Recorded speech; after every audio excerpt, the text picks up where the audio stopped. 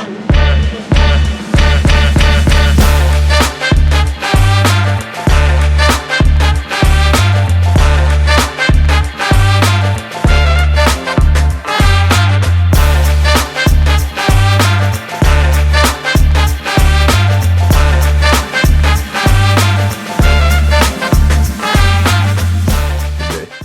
to another episode of Throwing It Back with Sean Farrell. I am Sean Farrell. God is great all the time. All the time, God is great. Jesus Christ is Lord. Let's not waste no more time. Let's get right to it.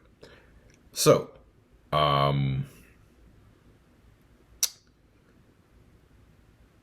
want to discuss a few things today. I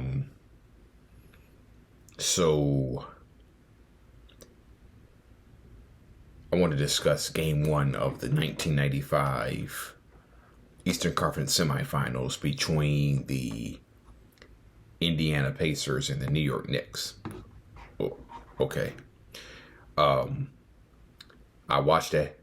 I went back and watched that game. That game was foul marred. And when I say foul marred, it meant that officials were calling a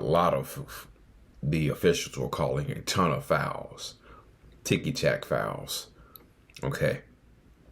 And the game got slowed down. So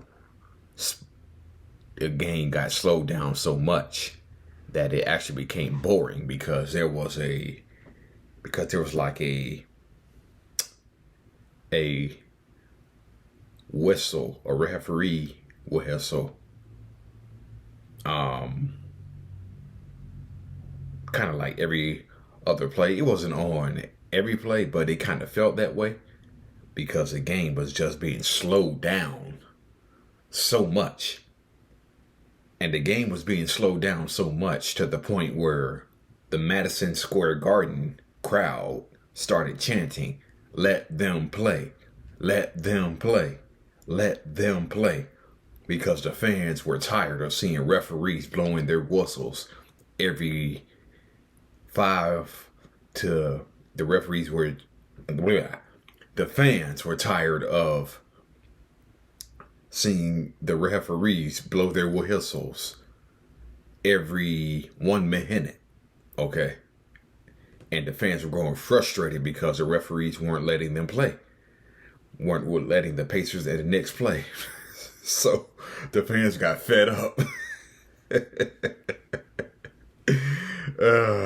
Nonetheless,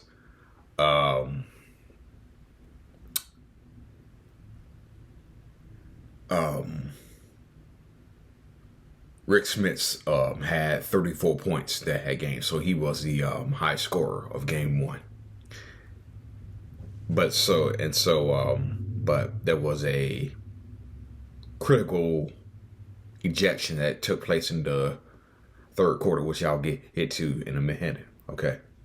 So we all know the Knicks led 105-99. Okay. So Mark Jackson takes the ball out, 18.7 seconds left. Miller hits a three. Miller hits a steal.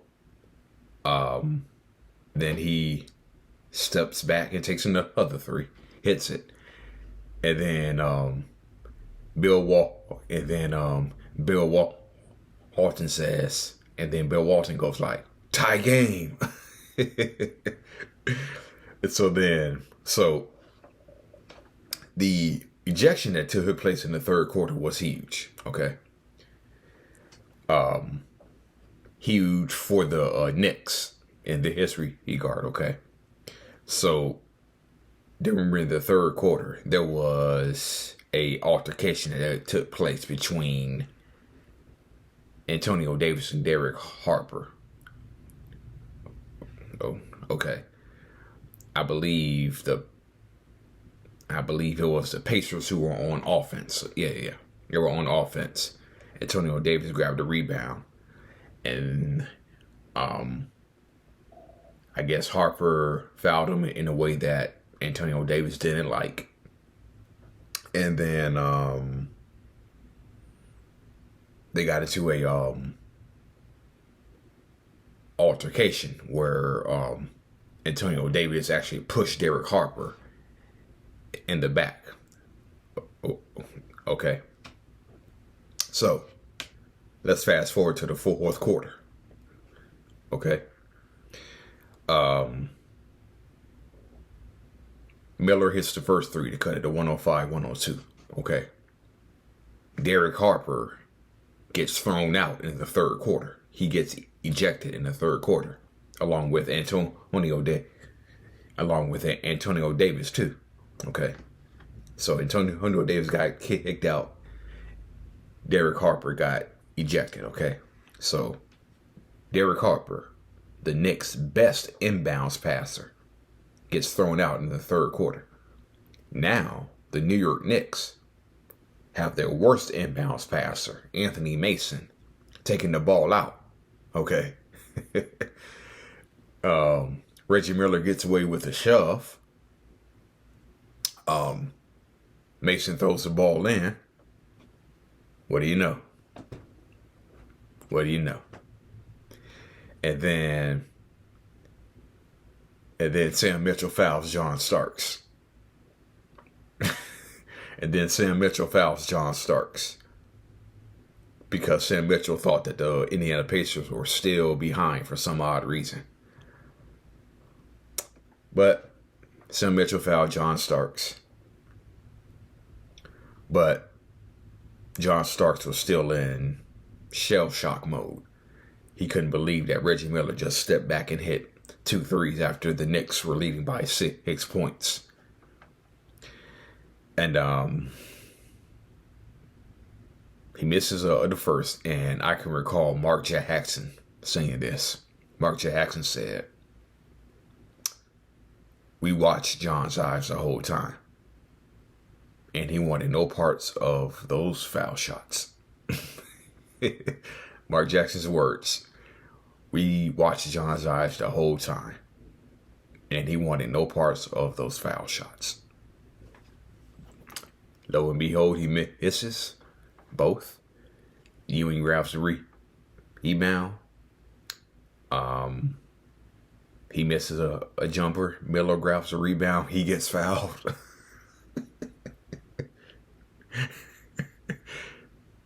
He gets fouled. Miller makes 2 free throws. And the Knicks had no timeouts left. Okay. The Knicks had no timeouts left. And so, after Miller hit 2 free throws, Greg Anthony brought the ball up court.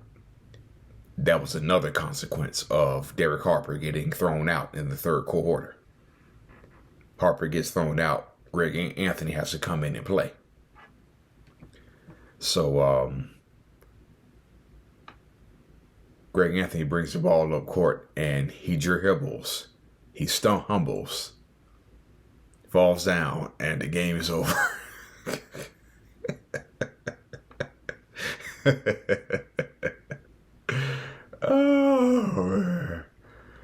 Oh man, Jeff Van Gundy said it was one of the worst meltdowns he has ever seen. Oh man, I'm pretty sure it was for Pat Riley too. Okay, so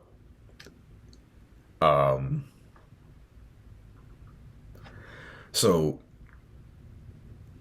everybody thinks that there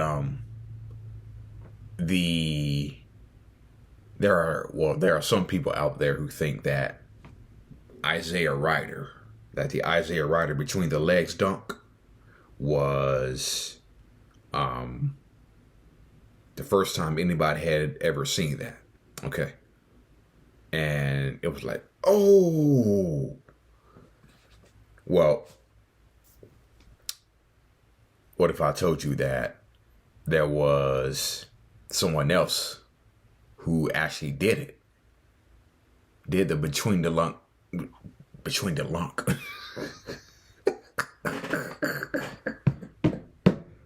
I said between the lunk. Okay. Let's start that head over. What if I told you all that there was somebody else who did the between the dunk. Between, I'm not done, man. That's the again. What if I told you there was somebody who did the between the legs dunk before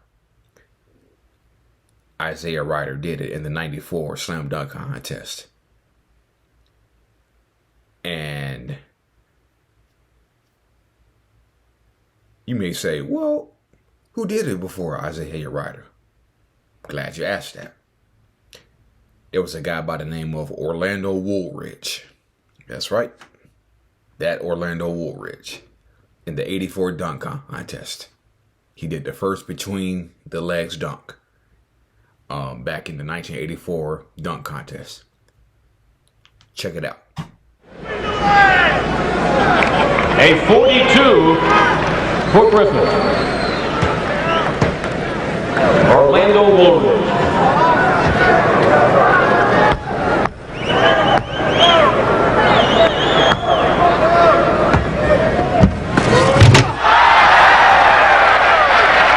Orlando Woolridge finishing strong.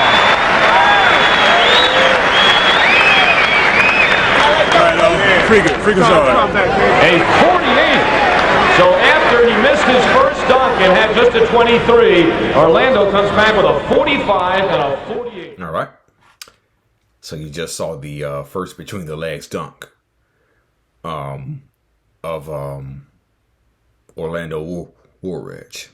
Now, the question now becomes, who did it better?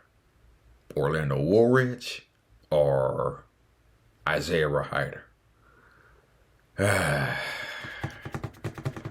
I'm going to have to say Isaiah Ryder. Isaiah Ryder did it better. Isaiah Ryder did it better. I mean, yes, Orlando Woolridge did the first between the legs dunk, but I think Isaiah Ryder did it a little bit better than Orlando Woolridge. Okay, so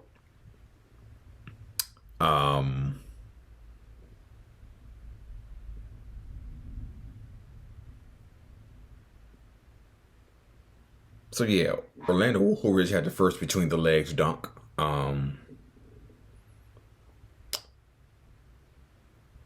We all know that Dr. J was the first to take off from the foul line. Then Michael Jordan recreated it in the 87 and 88 dunk contest. Scottie Pippen tried that in the 1990 slam dunk contest. And of course, we all know Brent Berry in the 1996 NBA All-Star. In the 1996 All-Star weekend. Took off from the foul line. I guess Brent Berry proved that white man can and jump.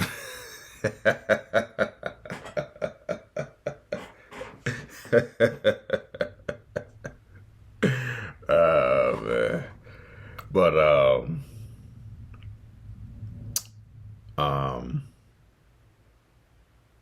yeah, so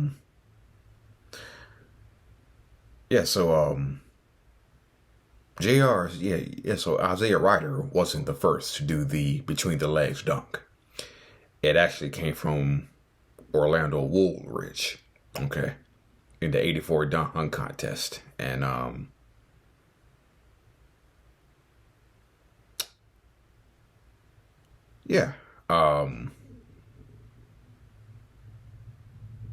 that's the first time we saw. The first time we saw it was from Orlando Woolridge. Second time we saw it was from Isaiah Ryder. Then Vince Carter took it to another level in the 2000 dunk contest when McGrady threw him the ball. And then, of course, we all remember Jason Richardson in the 2003. Jason Richardson in the 2003 dunk contest. So, yeah. Orlando Woolridge was the first. Isaiah Ryder, Vince Carter, and Jason Richardson all followed him. Yep. All right. That's it.